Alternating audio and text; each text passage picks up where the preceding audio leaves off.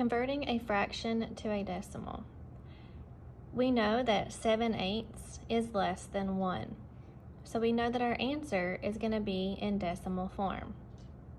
Some things to remember is that when I see 7/8 written as a fraction, that also is the same as 7 divided by 8, which is the same thing as 7 divided by 8.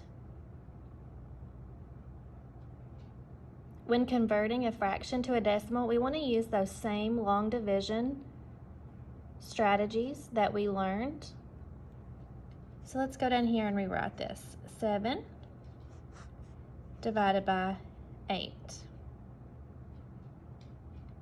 As you can see, 8 times, even if I put a 1 here, it's going to give me 8, and I cannot subtract 7 minus 8. So if you would like, you could put a 0 here, and then 8 times 0 is 0. When you subtract, you're going to get 7. We don't want to keep a remainder here. What do I do if I want to keep going? I'm going to put a decimal and a 0. I'm going to bring this 0 down, and my decimal is going to get brought straight up. I now want to see how many times will 8 go into 70. We know that 8 will go into 70 8 times, and 8 times 8 is 64. The next step is to subtract. Don't forget, you need to regroup, and we're going to get 6. Again, I don't want a remainder, so I'm going to add another 0 to bring down, and I'm going to see how many times will 8 go into 60.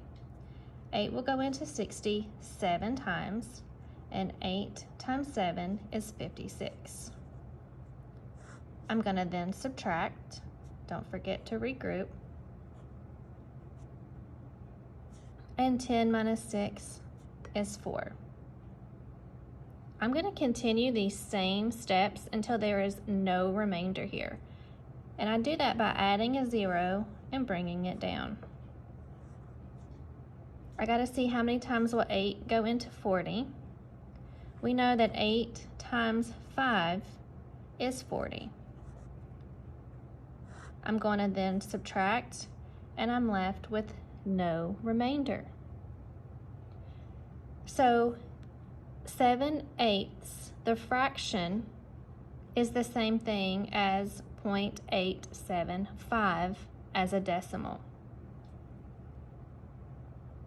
So 7 as a fraction over 8, or 7/8, is the same thing as 7 divided by 8, which is the same as 7 divided by 8, which is the same thing as 0.875.